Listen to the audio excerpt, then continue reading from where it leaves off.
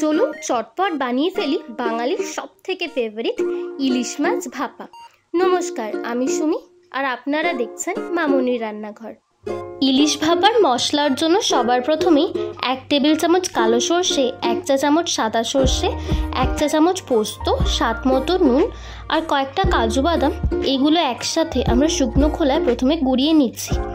এইভাবে শুকনো খোলায় প্রথমে এই মশলাগুলোকে গুঁড়িয়ে নিলে আমাদের ভাপার যেই মশলাটা হবে সেটা কিন্তু খুব মিহি হবে।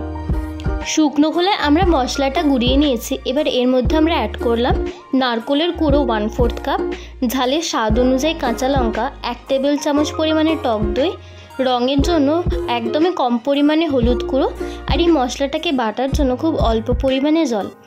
আর এখানে আমরা 5 টুকরো ইলিশ মাছ নিয়ে নিয়েছি। মাছগুলোকে আমরা ভালো করে ধুয়ে পরিষ্কার করে নিয়েছি। এবারে বেসিক আমরা ম্যারিনেশন করব নুন হলুদ, আর নুন হলুদটাকে ভালো করে মেশানোর জন্য সর্ষের তেল দিই। এখানে আমরা 1 চা চামচ পরিমাণে সর্ষের তেল নিয়েছি। মাছগুলোকে ম্যারিনেট করে আমরা বেশ কিছুক্ষণ রেখে দিচ্ছি। আর এই যে ভাপার মশলাটাকে আমরা বেটে নিয়েছিলাম সেটাকে একটা পাত্রে আমরা ট্রান্সফার করে নিলাম। তার মধ্যে পরিমাণ মতো জল দিই, খুবই অল্প পরিমাণে জল আমরা এখানে অ্যাড করেছি। ম্যারিনেট করে রাখা মাছগুলোকে আমরা দিয়ে দিলাম।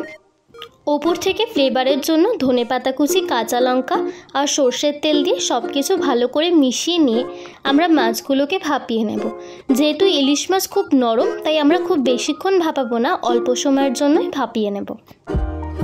কৌটোর ঢাকনাটাকে ভালো করে সিল করে আমরা পরিমাণ মতো জল দিয়ে লো টু মিডিয়াম আঁচে মাছটাকে ভাপানোর জন্য বসিয়ে দিলাম। 10 থেকে 15 মিনিট লেগেছিল আমাদের মাছটা ভাপাতে। মাছটা খুলে দেখা যাক যে কতটা সুন্দর হয়েছে। ক্যামেরাটা ভুলবশত হেজি হয়ে গেছিলো, কিন্তু মাছটা দেখতে দারুণ হয়েছে। আর গন্ধ গোটা বাড়ি জাস্ট মোমো করছিল। আর মাছটা পারফেক্টলি সেদ্ধ হয়ে গেছে। ইলিশ ভাপা একদম রেডি হয়ে গেছে। রেসিপিটা ভালো লাগলে লাইক, কমেন্ট এবং সাবস্ক্রাইব করবেন। ধন্যবাদ।